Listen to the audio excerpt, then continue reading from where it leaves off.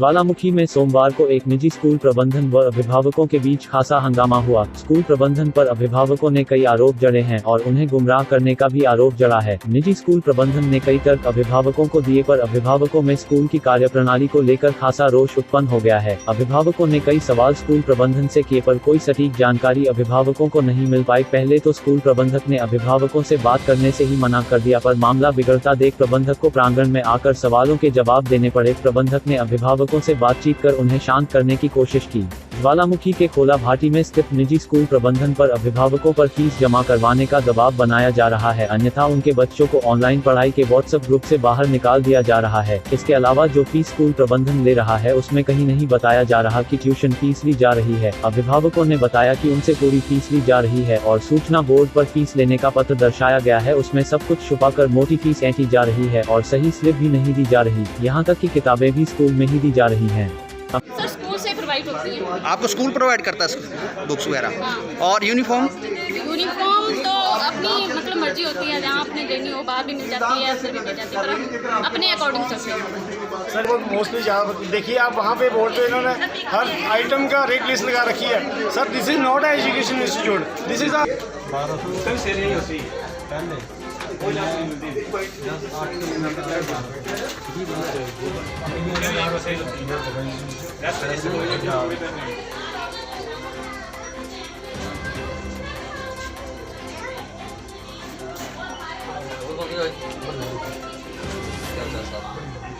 अभिभावकों का कहना है कि जब वैश्विक महामारी के कारण स्कूल बंद है तो पूरी फीस क्यों दी जाए, पर स्कूल प्रबंधन तर्क दे रहा है कि उन्हें जो नोटिफिकेशन आई उसी के अनुरूप फीस चार्ज की जा रही है। स्कूल प्रबंधक का कहना है कि कोविड-19 में जो सरकार ने नोटिस जारी किया था उसी के अनुसार सिर्फ फीस ली जा रही है और कुछ नहीं। इसके अलावा कुछ अध्यापकों ने 4 माह की फीस मांगी थी जो कि स्कूल प्रबंधन नहीं दे पाया, इस वजह से वे स्कूल छोड़कर चले गए और उनके द्वारा बनाए गए व्हाट्सएप ग्रुप से बच्चों को निकाला होगा, पर जल्द ही नए अध्यापक उन्हें ऑनलाइन पढ़ाई करवाएंगे और ग्रुप में दोबारा जोड़ लेंगे।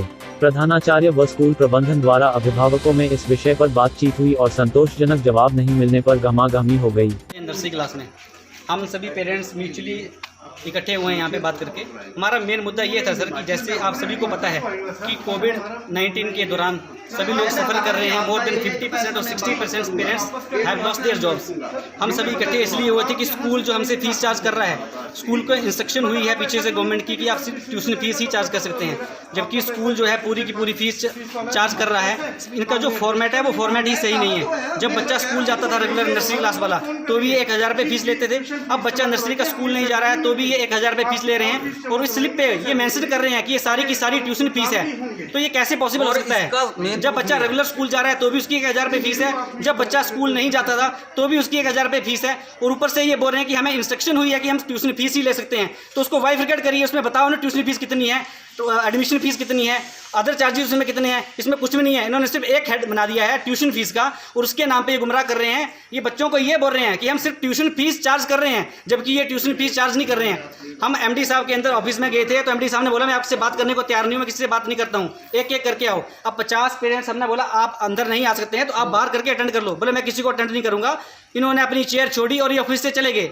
जब थोड़े पेरेंट्स का थोड़ा दबाव पड़ा, ये थोड़े आक्रामक हो गए, तब जाके ये बाहर आए हैं। उसके बाद ये अपनी बातों पे मुकर रहे हैं, इनके पास सेटिस्फैक्टरी रिस्पांस नहीं है। अभी फीस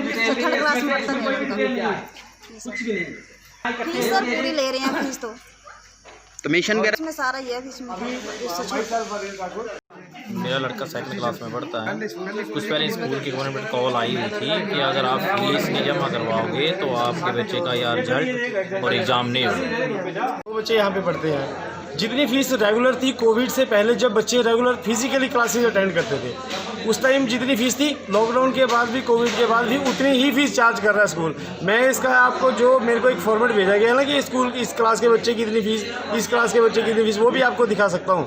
ये मेरे को ये भेजा गया, अभी जो फीस पहले थी वही, उसमें कोई डिफरेंस नहीं, कोई कम ज़्यादा नहीं किया गया। ये स्कूल वाले पेरेंट्स को गुमराह कर रहे हैं कि ये टोटल चार्जेस जो हिडन चार्जेस इन्होंने रखे हुए हैं, ट्यूशन फीस के पीछे ही सारे चार्जेस ऐड करके दिखा रहे हैं कि हमारे स्कूल की ट्यूशन फीस है।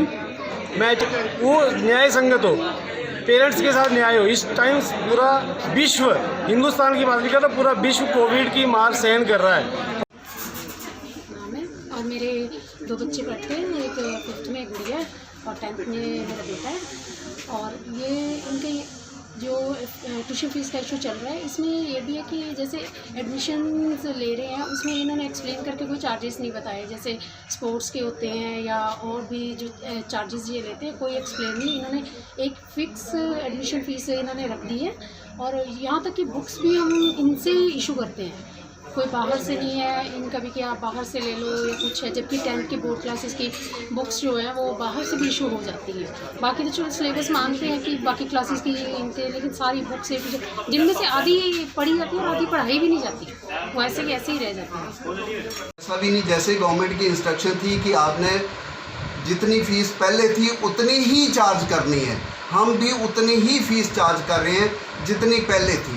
एक पैसा भी हमने फ़ीस का नहीं बढ़ाया किसी क्लास का। सर जो रिसिप्ट दे रहे हैं आप, क्या उसमें मेंशन कर रहे हैं कि आप जितना पैसा ले रहे हैं वो किस किस चीज़ का पैसा ले रहे हैं?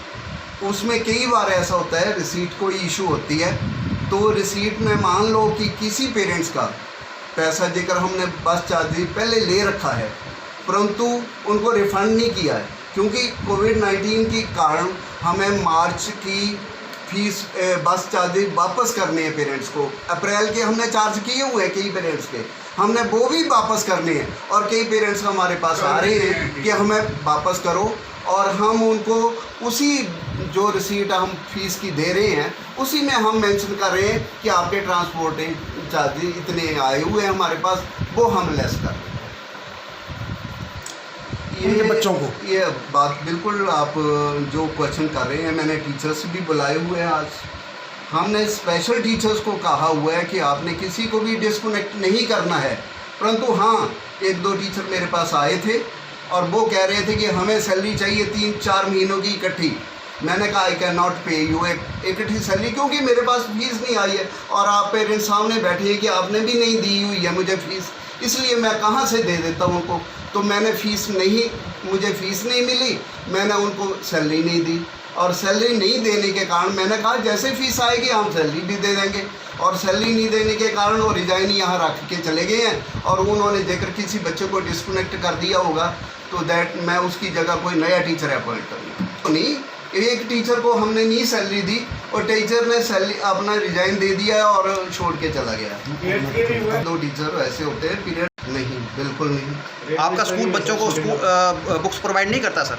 हम नहीं करते, पब्लिशर प्रोवाइड करते हैं। यहाँ आते हैं, हमें CBSE की ओर से इंस्ट्रक्शन है कि आप उनको रूम दे सकते हैं और रूम में वो अपनी किताबें दे सकते हैं सेल का। इंस्ट्रक्शन के हिसाब से शायद आपको नहीं पता होगा, CBSE की जो इंस्ट्रक्शन आई है हमें बुक के रिलेटेड कि हम स्कूल में किताबें दे सकते हैं। और बताएं। डलहौजी हलचल के लिए ज्वालामुखी से पंकज सोनी की रिपोर्ट।